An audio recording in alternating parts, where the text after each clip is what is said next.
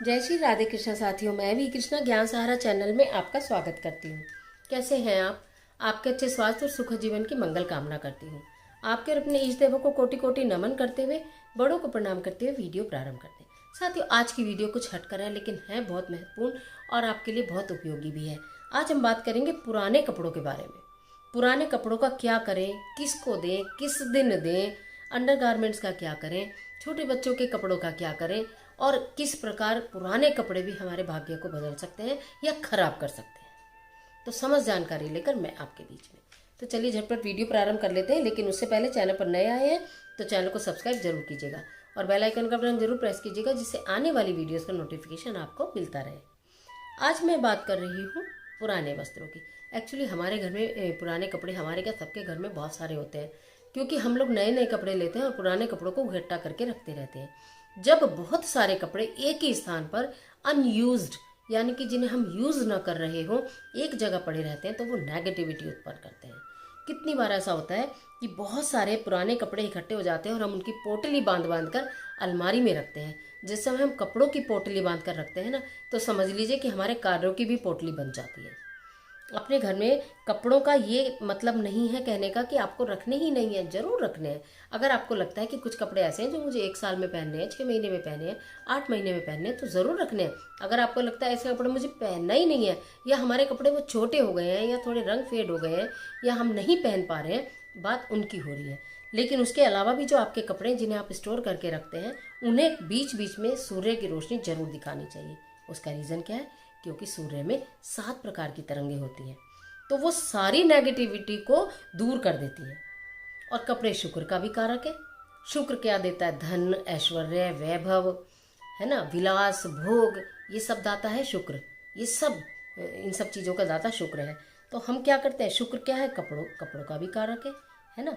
तो अगर हम अपने पुराने कपड़ों को बहुत अधिक दिन स्टोर करके रखते हैं, जिनका हमें यूज़ ही नहीं करना कभी भी, फिर भी हम मोह में रखते रहते हैं उनको कि अरे काम आएंगे, कभी देंगे, तो आपका शुक्र ग्रह कमजोर होता है।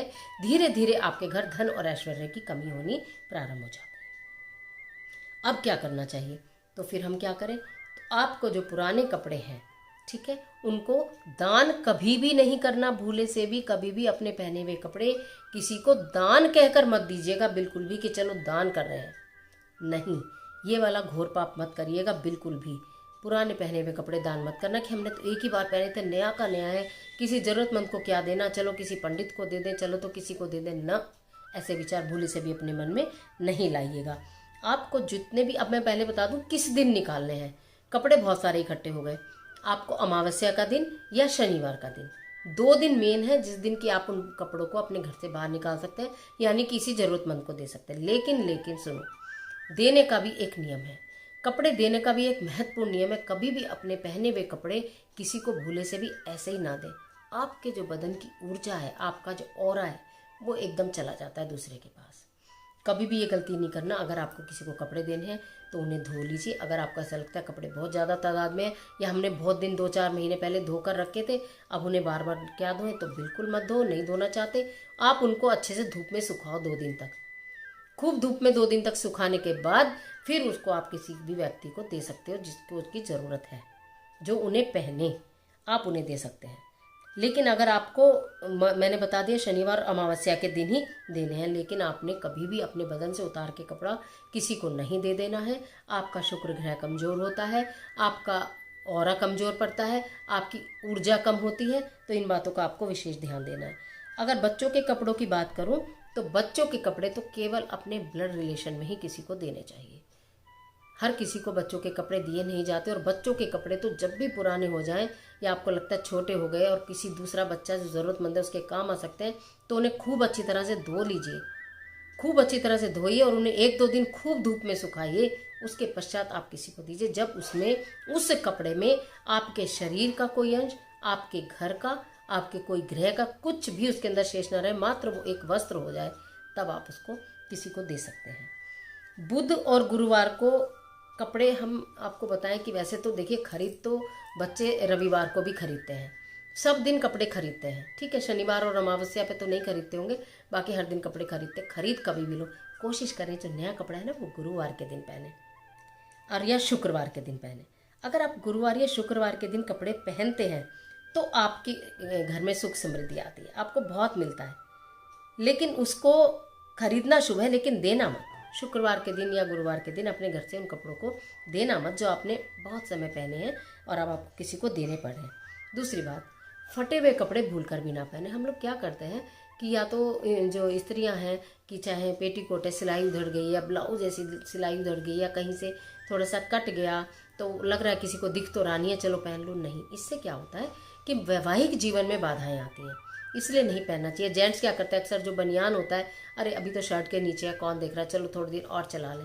नहीं, फटे हुए या हल्के से जो छेक हो जाते हैं, या ये कहूँ या कंधे, ये आपको कपड़े बिल्कुल भी नहीं पहनने हैं। इससे आपका शुक्र ग्रह बिल्कुल ही नीच का हो जाता है और आपके घर में असंख्य तरह की परेशानियां आनी प्रारंभ हो जाती है और आपको पता भी नहीं चलता।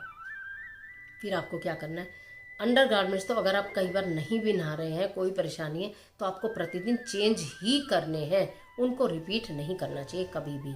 इस बात का आप ध्यान रखें।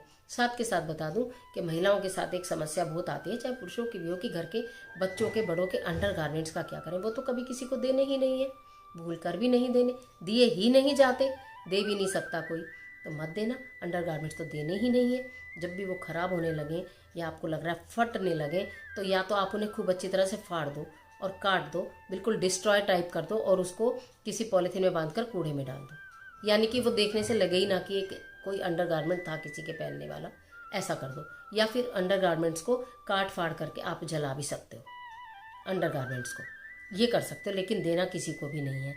इसके अलावा आपको करना क्या है कि यदि आपने जो भी आपने सुना होगा कि हम पूजा पाठ में भी बैठते हैं या कोई बड़ा कार्य करते हैं, चाहे तो सभी पंडित लोग कहते हैं या तो स्वच्छ वस्त्र धारण करो या तो फिर नए वस्त्र धारण करो।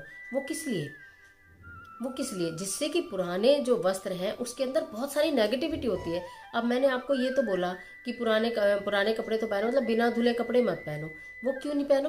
क्योंकि हमारा पूरे दिन का बदन के अंदर जितनी भी नेगेटिविटी है, अच्छे थॉट हैं, बुरे थॉट हैं, सब कुछ तो हमारे कपड़े, हमारे बदन की जो ऊर्जा है, नेगेटिव ऊर्जा है या जो भी है, वो सब उन कपड़ों के अंदर ही होती है। फिर हम अगले दिन उन्हें ही धारण कर लेते हैं, तो यानी कि हम अपने ऊपर लपेट के रखते हैं नेगेटिविटी। तो ऐसा हमें बिल्कुल भी नहीं करना।